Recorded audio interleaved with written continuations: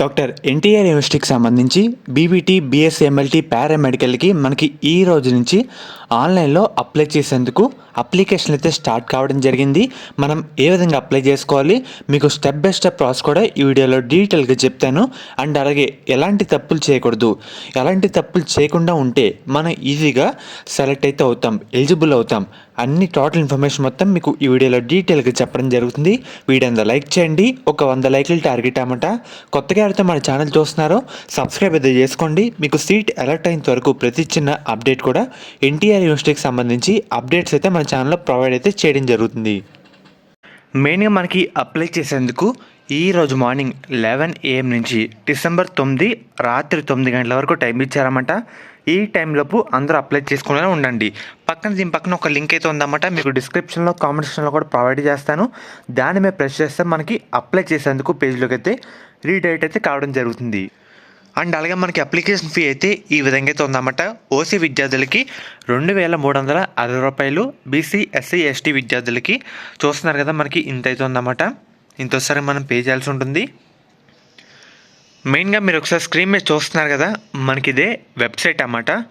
So మనకి total ప్రతి చిన్న అప్డేట్ వచ్చినా సరే మనకి బీపీటీ, బీఎస్సీ, ఎంఎల్టీ, పారామెడికల్ సంబంధించి దీంట్లోనే వాళ్ళు అప్డేట్స్ అయితే ప్రొవైడ్ చేస్తుంటారు.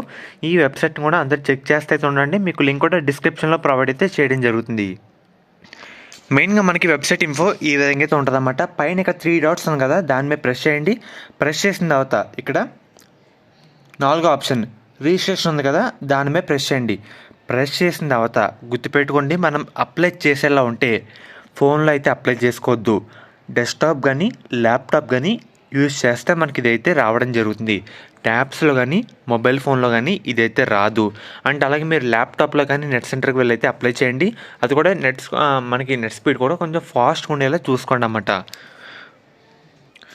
మనకి రిజిస్ట్రేషన్ మీద ప్రెస్ చేసిన తర్వాత మనకి ఈ విధంగా ఫార్మేట్ అయితే రావడం జరుగుతుంది. చూస్తున్నారు కదా, మన పూర్తి పేరు, మన 10th క్లాస్ మార్క్స్ మెమోలో మన పేరు వచ్చేసరికి ఏ విధంగా ఉందో సేమ్ అదే విధంగా ఇక్కడైతే ఎంటర్ చేయండి అన్నమాట. తర్వాత మీ వర్కింగ్లో ఉన్న ఫోన్ నెంబర్ అయితే ఇవ్వండి. ఎందుకంటే దానికి మీకు సీట్ వచ్చినా సరే, ఏమైనా ఓటీపీస్ వచ్చినా సరే, అంటే మీరు అప్లై చేసినప్పుడు కొన్ని డాక్యుమెంట్స్ అయితే అప్లోడ్ చేస్తారన్నమాట. అన్నీ కరెక్ట్గా ఉంటే అన్నీ కరెక్ట్గా వెరిఫై అయినట్టు మెసేజ్ రావడం జరుగుతుంది. ఇలా కొన్ని ఎస్ఎంఎస్లు అయితే మన సీట్ అలర్ట్ అయినంత వరకు వస్తూనే ఉంటాయి.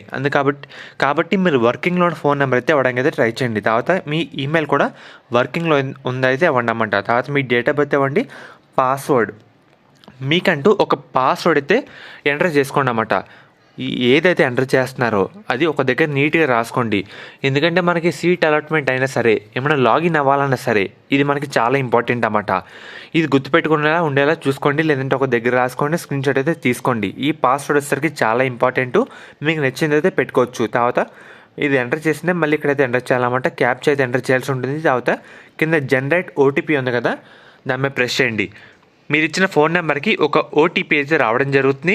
ఆ ఓటీపీని ఇక్కడైతే ఎంటర్ చేయండి అన్నమాట. ఎంటర్ చేసి ఇక్కడ కింద సబ్మిట్ ఉంది కదా, దాని మీద ప్రెస్ చేయండి. ప్రెస్ చేసిన తర్వాత మనకి ఈ విధంగా రావడం జరుగుతుంది. గుర్తుపెట్టుకోండి, సబ్మిట్ అయిన తర్వాత ఇక్కడ యువర్ రిజిస్ట్రేషన్ ఐడి అని ఈ విధంగా ఉంటుందన్నమాట. చూస్తున్నారు కదా, మనకంటూ ఒక ఐడి అయితే రావడం జరుగుతుంది. ఇది కూడా ఒక దగ్గర రాసుకోండి, స్క్రీన్ షాట్ అయితే తీసుకోండి, ఫోటో అయితే తీసుకోండి. దాని తర్వాత ఇక్కడ క్లిక్ హియర్ టు లాగిన్ ఉంది కదా, దాని మీద ప్రెస్ చేయండి. ప్రెస్ చేసిన తర్వాత మనకి ఫార్మేట్ అయితే ఈ విధంగా రావడం జరుగుతుంది. మన యూజర్ ఐడి, ఇందాక వచ్చిన యూజర్ ఐడి అయితే ఎంటర్ చేయాలన్నమాట. అండ్ అలాగే మనకంటూ ఒక పాస్వర్డ్ అయితే ఎంటర్ చేసుకున్నాం కదా, అదైతే ఇక్కడ ఎంటర్ చేయాలి. కింద క్యాప్చా వచ్చేసరికి ఇక్కడ ఏముందో దాన్ని బట్టి మనం ఆన్సర్ చేసుకొని ఇచ్చిన తర్వాత కింద లాగిన్ ఉంది కదా, దాని మీద ప్రెస్ చేయండి. లాగిన్ మీద ప్రెస్ చేసిన తర్వాత మనకి ఈ విధంగా రావడం జరుగుతుంది. కింద మనకి సర్వీసెస్ అనే ఆప్షన్లో మనకి అప్లికేషన్ సబ్మిషన్ ఉంటుంది అన్నమాట. దాని మీద ప్రెస్ చేయండి. ప్రెస్ చేసిన తర్వాత మనకి ఈ విధంగా రావడం జరుగుతుంది. 4 ఆప్షన్లు: personal details, payment details, local and అలాగే non local region, upload documents అని ఈ విధంగా అయితే ఉంటుందన్నమాట. ఫస్ట్ పర్సనల్ డీటెయిల్స్ మీద ప్రెస్ చేయండి. మెయిన్గా మీకు ఒకసారి స్క్రీన్ మీద చూపిస్తాను. క్యాండిడేట్ పేరు, డేట్ ఆఫ్ బర్త్, ఫాదర్ పేరు, మదర్ పేరు, జెండర్ ఏంటి, ఫోన్ నెంబర్ ఏంటి, alternate mobile number, Aadhaar card number, email ID, special category yes ఉంటే ఎస్ లేదంటే లేదు, క్యాస్ట్ సర్టిఫికేట్ అయితే ఎంటర్ చేయాలన్నమాట. అండ్ అలాగే క్యాస్ట్ సర్టిఫికేట్ నెంబర్ అయితే ఎంటర్ చేయాలి. మైనారిటీ అండ్ అలాగే caste sub category caste certificate మనకి అయితే ఎంటర్ చేయాలన్నమాట, ఇన్కమ్ ఉందా లేదా. అండ్ అలాగే సిటిజన్షిప్ ఏదైతే అన్నమాట, ఫిజికల్ డిజబిలిటీ ఎస్ అంటే పెట్టండి, లేదంటే నో అని పెట్టండి.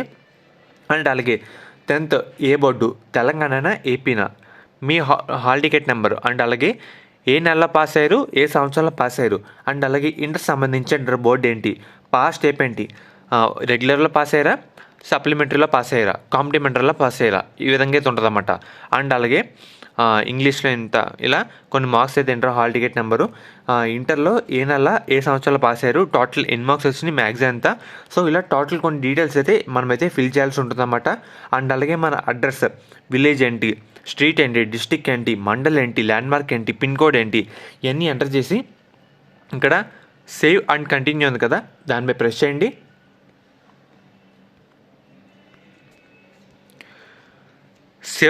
కంటిన్యూ ప్రెస్ చేసిన తర్వాత మనకి సెకండ్ స్టెప్కి అయితే వెళ్తాం. సెకండ్ వచ్చేసరికి మనకి పేమెంట్ డీటెయిల్స్, మనకి ఓసీ వాళ్ళకి ఇంత, బీసీ ఎస్సీ ఎస్టీ వాళ్ళకి ఇంత అయితే పే చేయాలన్నమాట.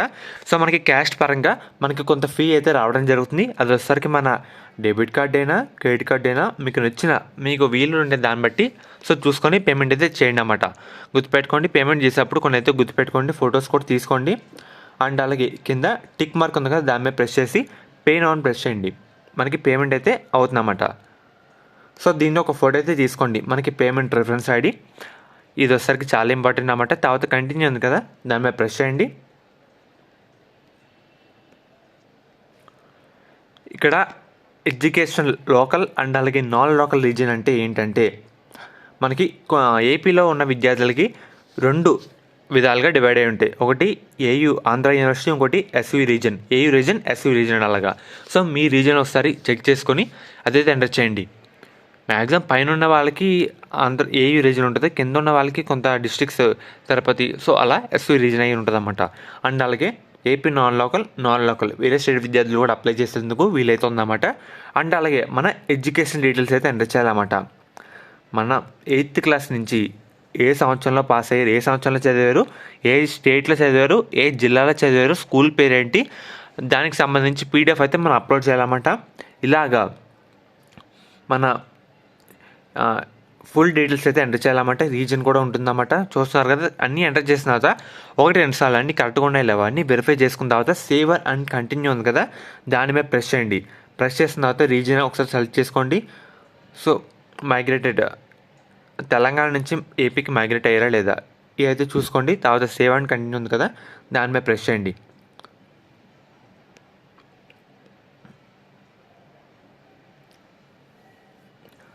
సో ఎవరైతే మైగ్రేషన్ సర్టిఫికేట్ ఉందో వాళ్ళందరికీ ఆ డీటెయిల్స్ అయితే ఎంటర్ చేయాలన్నమాట.